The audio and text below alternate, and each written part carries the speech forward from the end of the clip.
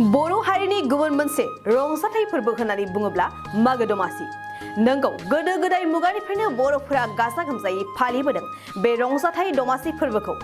बबेखानि दिनैनि समावबो गोदो गोदायनि आसार खान्थिजों मागो दमासिखौ बर'फोरनि फालिनाया गोथाङैनो दं। गोदोनिफ्राय सोलिबोनाय आसार खान्थि बादिब्ला बे फोरबोआव बर' सुबुंफोरा न'नि बाख्रिखौ गोबोरखिजों लिरो आरो गय, थाइजौ, खान्थाल बिफांफोराव जिगाब खानानै होयो।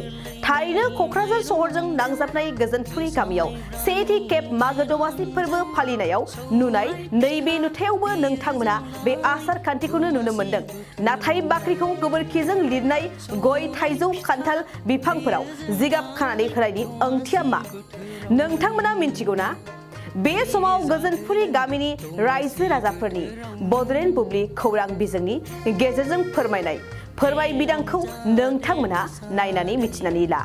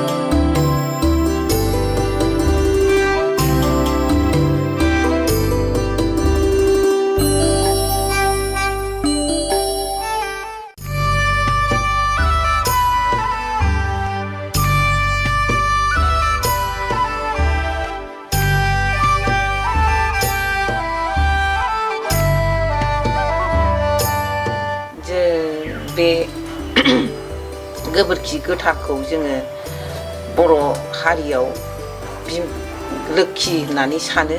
गोबोरखिखौ जोङो गोथार सानो जोंनि बर' हारिया। बिनिखायनो जोङो बे माइ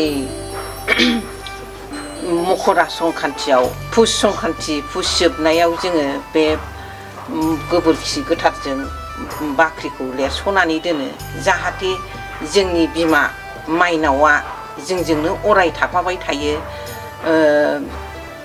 जोङो फोथारनिफ्राय माइखौ लाबोनानै मारा होनानै बाख्रियाव जों माइखौ आबुङै सोनानै दोननानै जेब्ला माग मास हाबो होमब्लासो जोंनि बर' हारिया बाख्रिखौ दांजेनो।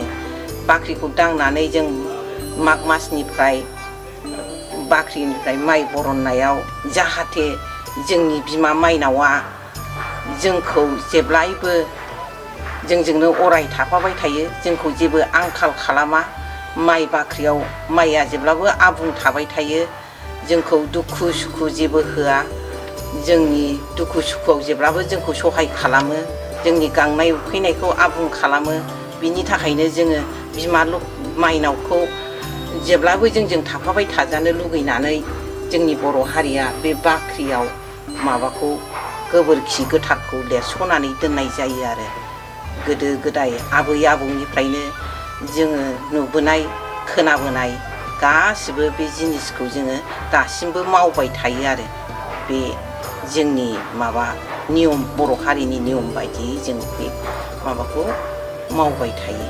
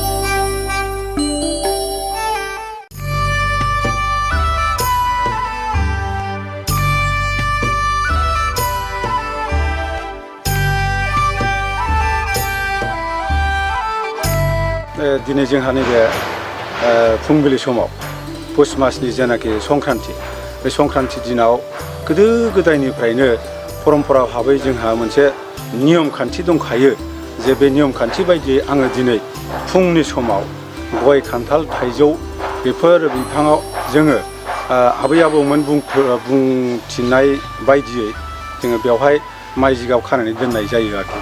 माइ जिगाबखौ मानो खानानै दोननाय जायो होननानै बुङोब्ला जों गोदो गोदाय आबै आबौनिफ्रायनो जों मिथिबोनाय जादोंदि जे मानसिफ्रा जेरै बोथोर लानानै गावबा गावनि खुरमा गुस्थिफ्राव जेरै आलासि जायो, थिग बेबादिनो जोंनि बिफां लाइफांनि फिथाइ सामथाइफ्राबो गावनि बोथोर बायदियै फिथाइ सामथाइया थायो। दा बिनिफ्राय नैबे समाव जोंहा पुस मासनि संक्रान्ति दिननि आगोल जे जों जिनिसखौ खायो अखानायै, बे समाव जोंहा ओरैबायदि उद्देश्यै खानाय जायो, ओरैबायदि थांखिजों खानाय जायो जाहाथे जोंनि बिफां लाइफाङा बे समाव जाहाथे जेबो गला जाया, जेबो थेफा टिफि जाया, बिनि थाखायनो जोङो बेखौ आनान गसाइखौ माबानानै गोसोखांनानै जे बिफांनि सायाव मोनसे जिगाब खानानै होनाय जायो आरोखि। बे जिगाब खानायनि उद्देश्यआनो बेनो जाहाथे जोंनि थायखानाय फिथाइ आरो थायगोन जेनाखि बिफांनि फिथाइफोर, बेफोर जाहाथे गोग्गो थायो, जाहाथे थेफा टिफि जाया आरो जाहाथे गलाफोर जाया। बिनि थाखायनो जोङो गोदोनि आबै आबौमोननि नेमखान्थि बायदियै बेखौनो सोलिबोबाय थानायखाय जोङो दिनैसिमबो बे नियमखौनो फालिबोबाय थानाय जादों आरो।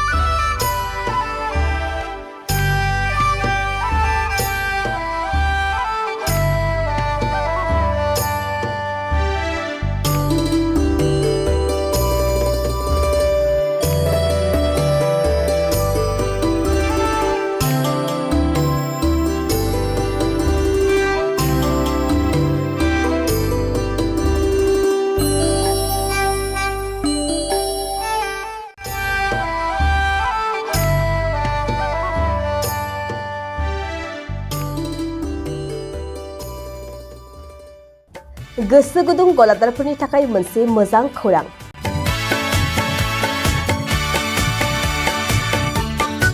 अदालगुरिनि रौता सारियालियाव खुंनो लानाय मिरु एबसुनि 50 बोसोरसालिया जथुमायाव एगजिबिसननि थाखाय गलादारफोरनिसिम जर'खा फोसावनाय।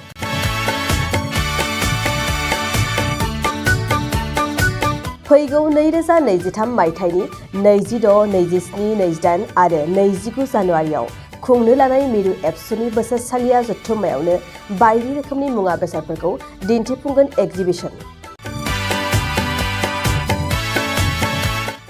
बे एगजिबिसनावनो आबादारि, हेन्डलुम, टेक्सटाइल, फिचारि आरो हारिमु बायदि बायदि आयदाफोरखौ दिन्थिफुंनो थांखि लादों बानजाय आफादा। बेनिखायनो गोसो गुदुं सुबुं एबा गलादारफोरा एगजिबिसनाव गला होफैनो हागोन आरो गला होनायनि सोमोन्दै आबुं बाथ्राखौ मिथिनोब्ला नैबे मबाइल नम्बर 9365245137 आव थोंजों सुलाद लानो हागोन।